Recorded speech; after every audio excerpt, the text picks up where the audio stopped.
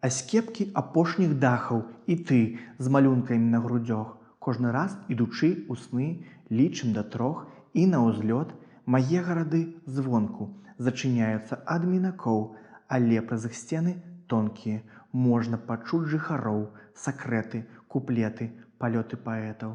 А на ранак газеты абляцяць усе кватэры і праз зачыненыя дзверы трапяць да нас з табою. Гэта быў мой верш, а ў некаторых паэтаў магчымасць чытаць уласныя вершы адабралі.